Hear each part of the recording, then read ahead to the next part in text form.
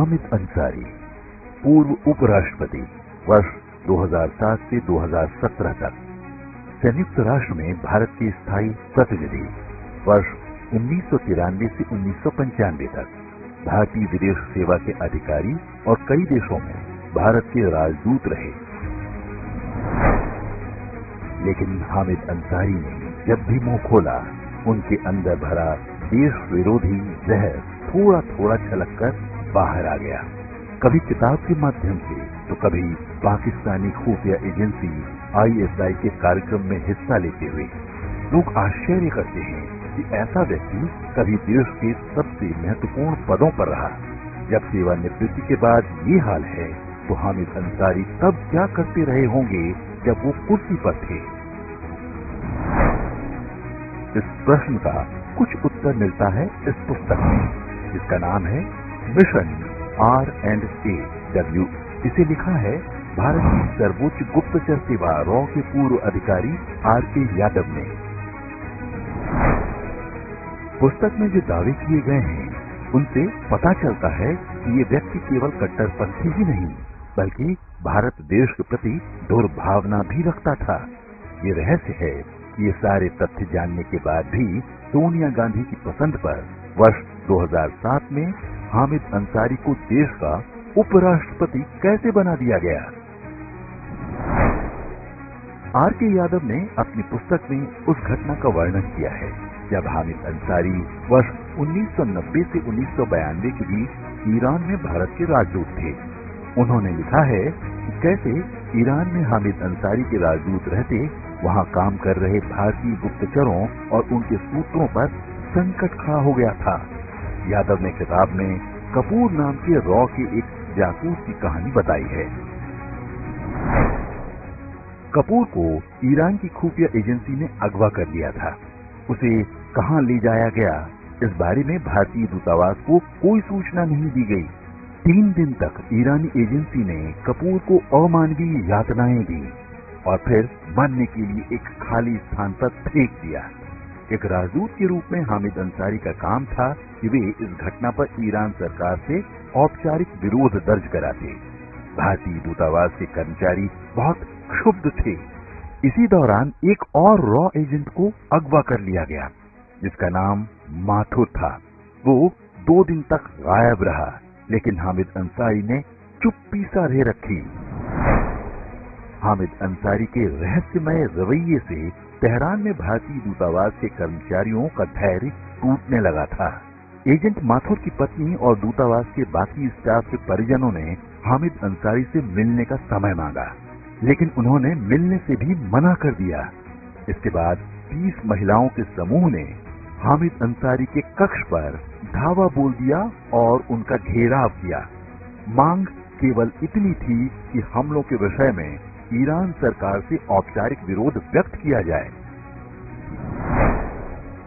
हामिद अंसारी का ये विचित्र रूप देखकर ईरान में सक्रिय रॉ के अन्य अधिकारियों ने दिल्ली में अपने हेडक्वार्टर और उन दिनों विपक्ष के नेता रहे अटल बिहारी वाजपेयी से संपर्क किया। इसके बाद जाकर विदेश मंत्रालय सक्रिय हुआ। कुछ घंटों के अंदर ही माथुर को छोड़ दिया गया। पता चला कि 2 दिन से उसे 3rd डिग्री टॉर्चर किया जा रहा था। कपूर और माथुर दोनों ही भारतीय दूतावास के कर्मचारी थे। भारतीय गुप्तचर संस्था रॉ ईरान में अपने जासूस इसलिए भेजती है ताकि वो वहां रहकर पाकिस्तान की गतिविधियों पर नजर रख सकें। ईरान और पाकिस्तान की सीमा आपस में लगी हुई है। माथुर नाम के जिस जासूस को पकड़ा गया था, वो तेहरान में कश्मीरी आतंकवादियों के एक नेटवर्क का भंडाफोड़ करने वाला था। वो अपनी खुफिया सूचनाएं नियमित रूप से भारत भेजता था। राजदूत के रूप में इसकी जानकारी हामिद अंसारी के पास भी रहती थी। RK यादव की किताब के अनुसार हामिद अंसारी को माथुर के कुछ इनपुट पर आपत्ति थी। जिस दिन माथुर को ईरानी एजेंसियों ने अगवा किया, उस दिन हामिद अंसारी ने एक रूटीन रिपोर्ट दिल्ली भेजी। कहा कि माथुर गायब है, लेकिन इस मामले में आगे कोई कार्रवाई नहीं की। RK यादव के अनुसार तेहरान से रॉ के अधिकारी NK सूद ने दिल्ली में उनके पास फोन किया और पूरे घटना की जानकारी दी।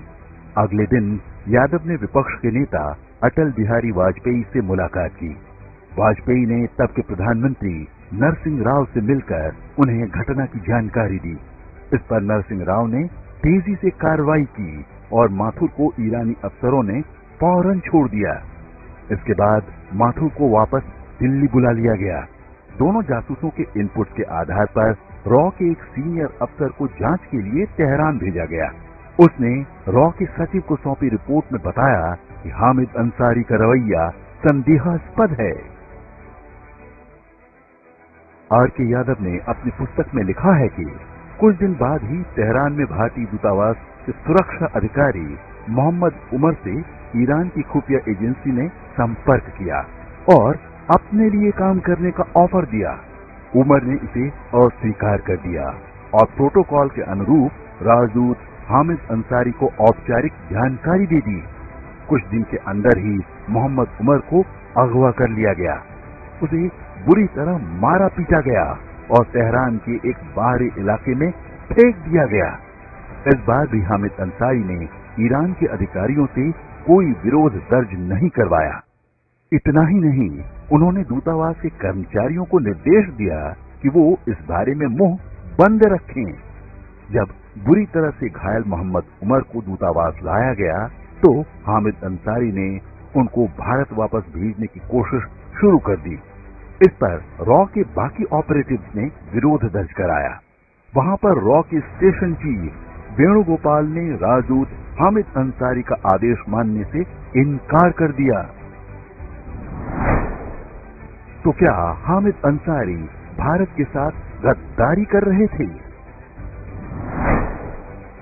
इस प्रश्न का उत्तर भी इसी पुस्तक में मिलता है। इसके अनुसार हामिद अंसारी के ईरान सरकार के साथ बहुत ही अच्छे संबंध थे। फिर भी उन्होंने अपने अंतर्गत काम करने वालों के अपहरण और उनकी प्रताड़ना पर कभी औपचारिक विरोध व्यक्त नहीं किया। रॉ के पूर्व अधिकारी आर.के. यादव ने इस पुस्तक में घटनाक्रम का केवल वर्णन किया है। उन्होंने हामिद अंसारी की भूमिका पर कोई टिप्पणी नहीं की है, लेकिन समझने वालों के लिए पर्याप्त है कि हामिद अंसारी वास्तव में क्या कर रहे थे। क्या ये संदेह पैदा नहीं होता कि गुप्तचरों को पकड़वाने का काम कोई और नहीं बल्कि भारतीय राजदूत ही कर रहा था? ईरान में सक्रिय भारतीय जासूसों की रुचि ईरान में नहीं, पाकिस्तान की गतिविधियों में होती है। ये बात ईरान के अधिकारी भी अच्छी तरह जानते हैं। फिर भी एक के बाद एक भारतीय एजेंटों का वहां पकड़ा जाना ये बताता है कि कोई अंदर का व्यक्ति पाकिस्तान के हितों को सुरक्षित करने के लिए काम कर रहा था। वो घर का भेदी कौन था कहने की आवश्यकता नहीं है। हामिद अंसारी ने उपराष्ट्रपति रहते हुए जो काम किए वो कहीं से भी सामान्य नहीं कहे जा सकते। राज्यसभा के सभापति के रूप में वे कभी निष्पक्ष नहीं रहे। अपने कार्यकाल के दौरान उन्होंने राज्यसभा टीवी को जिहादियों और शहरी नक्सलियों का अड्डा बना दिया था। अपने कार्यकाल के अंतिम दिन एक साक्षात्कार में उन्होंने कह दिया कि भारत में मुसलमान सुरक्षित नहीं हैं। हामिद अंसारी ने मुसलमानों के लिए अलग शरिया अदालतों का भी समर्थन किया था। वे केरल के इस्लामी कट्टरपंथी संगठन पीएफआई के कार्यक्रमों में भी जाते रहे हैं। पीएफआई पर आतंकी हमलों के भी आरोप हैं। वर्ष 2019 में रॉ के पूर्व अधिकारियों ने प्रधानमंत्री नरेंद्र मोदी को एक पत्र लिखकर हामिद अंसारी की भूमिका की जांच कराने और उनके विरुद्ध कड़ी कार्रवाई का अनुरोध भी किया था। राज्यसभा में हामिद अंसारी के लिए प्रधानमंत्री नरेंद्र मोदी का विदाई भाषण देश कभी भूल नहीं सकता। एक प्रधानमंत्री के रूप में निश्चित रूप से उनके पास हामिद अंसारी के कर्मों की पूरी सूची होगी। इसीलिए उन्होंने जाते जाते हामिद अंसारी को आईना भी दिखा दिया। आप उस परिवार की पृष्ठभूमि चाहते हैं जिनके पूर्वजों का सार्वजनिक जीवन में, विशेष करके कांग्रेस के जीवन के साथ और कभी खिलाफत मूवमेंट के साथ भी काफी कुछ सक्रियता रही। वहां से रिटायर होने के बाद भी ज्यादातर काम वही रहा आपका, माइनॉरिटी कमीशन हो या अलीगढ़ यूनिवर्सिटी हो, तो एक दायरा आपका वही रहा।